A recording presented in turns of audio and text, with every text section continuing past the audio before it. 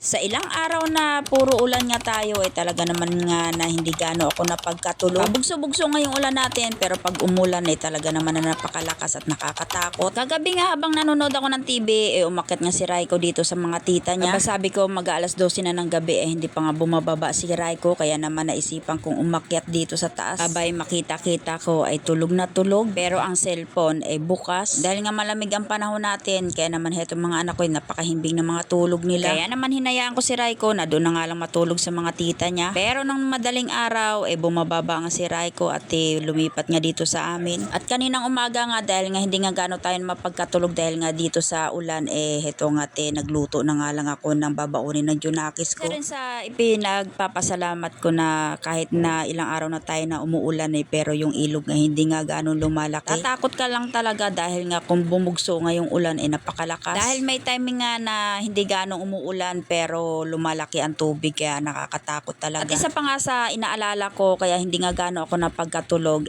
bumiyahe nga yung papa namin at hindi nga makampante yung isip ko. At pag ganito nga na umuulan halo-halo nga ang nasa isip ko. Ito yung halo-halo na walang gatas at walang yelo. Pagluluto ko nga lang yung aking Junakis dahil nga nagrereklamo na ilang araw na nga daw siya na puro itlog at saka sardinas ang inuulam niya. Dahil nga sa wala namang pasok hindi nga ako nakakapagluto. At pagka gumising nga ako medyo tanghali na. Sino relate sa inyo mga mami na pag nagluluto, nag-uurong, nagluluto, naglilinis. Yung tipong hindi mo sasayangin yung oras mo hanggat may nakikita ka na gawain gagawin mo. Lalong-lalo na nga dito sa amin mananawa ka nga talaga sa dami ng mga gawain. Ako na nga lang talaga sumusuko. At dito nga sa amin pagdating nga sa pag-uurong naghihilian pero sa pagkain naguunahan. Ako kasi yung tipo na nanay na hanggat kaya ko gagawin ko. At ayaw ko nga yung nag-uutos kaysa mag-utos nga ako tapos hindi naman ako susundin high blood din lang ako. At nung nakapagluto na nga ako heto nga piniprepare ko na nga yung babaunin dahil wala naman pasok ang eskwelahan ngayon sa trabaho nga siya papasok. Ito nga pala yung aking third year college na nagwo-working student. Dahil nag-uulan nga tayo eto nga magpapahatid nga siya sa papa niya at kasama nga yung bunso ko. Ang niluto ko nga lang na ulam sa kanya